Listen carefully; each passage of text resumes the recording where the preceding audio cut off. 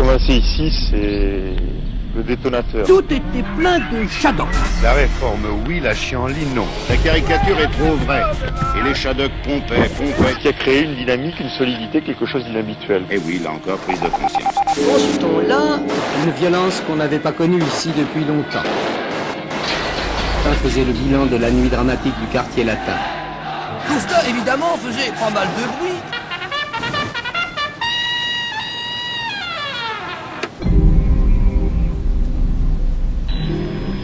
Il faut être honnête, la fin du monde, elle nous pendait au nez. Pourtant, c'est pas faute d'avoir essayé, avant que tout parte à volo, de le changer ce foutu monde. Changer le cours des événements à coups de pavés dans la mare. Et pas toujours des vrais pavés. Boulevard Saint-Germain, les pavés de l'émeute volent. Les années 60, c'était quand même une sacrée ambiance. Des mouvements de contestation partout. Des sociaux, des anti-guerres, des antiracistes, des anti-autoritaires à l'est et des anticapitalistes à l'ouest. Ne jetez plus de pavés, la cour est pleine. Culturels ou économiques, étudiants ou ouvriers, pour les droits civiques, les libertés ou juste tout foutre en l'air. Une vraie ambiance de fin du monde. Ou plutôt la fin d'un monde. L'ancien. En France, bien sûr, il y a eu le mouvement de 68, un moment de rupture historique. Je crois tout de même qu'il faut ramener l'événement à ses justes proportions.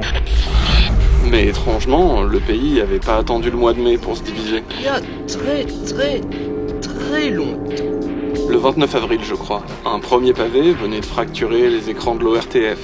Vous savez, la télé bien sage et polissée d'une France, et pas n'importe laquelle, celle du général de Gaulle. Oui, monsieur le directeur, je voudrais vous demander, actuellement aux quatre coins du monde se déroulent de nombreux événements, des équipes de l'ORTF y sont envoyées, et j'aimerais savoir si ces équipes ont une totale liberté face à leur reportage. Nos journalistes à l'étranger se sentent ce qu'ils sont, c'est-à-dire les représentants d'un organisme qui est un service public français et qui, peu ou prou, représente un petit peu la France. Et voilà que le bien nommé service de la recherche nous pondait de bien drôles d'oiseaux dans un dessin animé expérimental, pour dire le moins, qui a pas laissé les Français indifférents. Ça a été une nouvelle affaire Dreyfus. Les gens envoyaient des lettres et disaient les Shadocks, c'est une émission immonde, le dessin n'est pas beau, les auteurs sont des analphabètes. La moitié, évidemment, de ces lettres sont des lettres pour, l'autre moitié sont des lettres contre. Quoi qu'on en pense, en seulement, 3 saisons, plus une dernière produite en 2000, l'histoire elle a retenu les Shadocks comme une révolution créative. Une tentative de renverser une télé plan-plan et peut-être un peu embourgeoisée, avec pour seules armes un humour plutôt british, un style minimaliste et une technique d'animation novatrice. Est-ce que vraiment ils sont pauvres ou est-ce qu'ils gaspillent l'argent du téléspectateur? Puisque vous savez que vous envoyez toujours, d'ailleurs je vous signale que ça va être doublé avant la fin de l'année, 10 000 francs par an pour regarder la télévision. Avec le recul, quel meilleur représentant d'une époque d'effervescence et d'expérimentation. Une œuvre décriée en son temps qui laissera pourtant la trace indélébile de ses grandes pattes dans l'histoire. Les Shadocks, c'était avant tout un joli coup d'autodérision sur les Français. Je dirais même plus, c'est l'auto-interrogation. Les gens s'interrogent. Et en face, vous vous souvenez, il y avait les gibis. Avec un petit chapeau sur la tête pour pouvoir se dire bonjour. Élégants, cultivés, qui se moquent de ces rustres de Shadocks.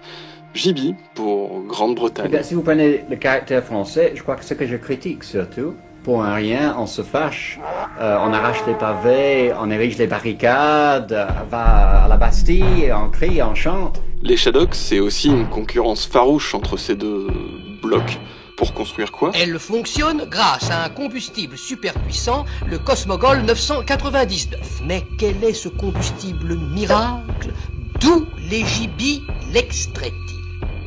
Et dans le camp Shadocks, on avait d'ailleurs un endroit où le chef suprême pouvait envoyer ceux qui ne le satisfaisaient pas. Et il le fit mettre au boule. Cet écharpage autour d'un simple dessin animé, ça a vraiment pris des proportions nationales, jusqu'à mobiliser même la femme du général en personne.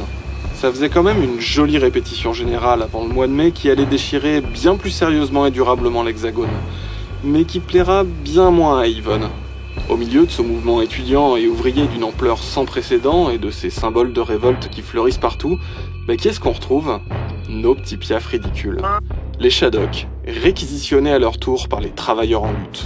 Pas si étonnant que ça, malgré le fait que les Shadocks soient initialement pensés comme les méchants de l'histoire, face à des gibis plus civilisés, ou même que Jacques Rouxel s'est toujours défendu de faire de la politique, ça avait pas de quoi désespérer Billancourt. Comment des millions de grévistes auraient pas pu se reconnaître dans ces êtres qui... Pompey, pompait. C'était un symbole parfait de l'aliénation au travail. Et ces gibis, là, méprisants, oisifs, qui les prennent de haut de leur culture et de leur haute forme, comment ils auraient pas pu y voir leurs exploiteurs? Après tout, pourquoi pas? Puisque l'époque est à l'inversion des valeurs. Et les Shadocks, au fond, c'est ça. On se marre de voir l'absurdité de leur société et de ces valeurs qui leur semblent à eux tout à fait légitimes. Pendant que les Shadocks d'en haut ramaient l'eau, ceux d'en bas la récupéraient pour que ceux d'en haut la rerament. De quoi plaire aux travailleurs exploités qui rejettent leurs conditions. Les Shadocks d'en bas, qui comme vous le savez, soutenaient la planète, s'en plaignaient.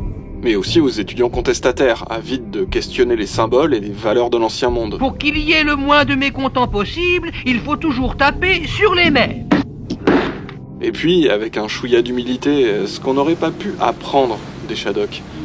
Vous savez, avec leur semaine de loisirs avant d'aller travailler le week-end, ou leur volonté un peu dingue de toujours essayer. Et pour essayer, ça, ils ont essayé, on peut pas leur enlever. Avec ce genre de raisonnement typiquement Shadok. Bon, d'accord, maintenant, on en est là et il en reste quoi? Bah des traces, des images, des affrontements dans le quartier latin, des piquets de grève, des slogans et des devises. Pourquoi faire simple quand on peut faire compliqué? Les questionnements et les revendications d'une époque, on en trouve l'empreinte dans les imaginaires politiques comme dans la culture populaire, elle qui est à la fois le produit d'une époque et qui s'est emparée d'elle en retour. Alors ok, ils ont peut-être pas sauvé le monde, mais ils l'ont changé en bousculant une vieille télé poussiéreuse ou un ordre social, en apportant une poésie contre la grisaille et une soif d'autre chose. Oiseaux de mauvais augure pour certains, sans doute ceux pour qui le changement n'augurait rien de bon. Des idées nouvelles, peut-être folles, à moins que ce soit notre monde qui était fou. Juste, on s'en rendait peut-être pas compte. Et on a cherché des formes qui sortent un peu de l'ordinaire. Rien que ça crée un événement. Car c'était un des principes de base de la logique Shadok. Ce n'est qu'en essayant continuellement que l'on finit par réussir. Ou en d'autres termes, plus ça rate, plus on a de chances que ça va.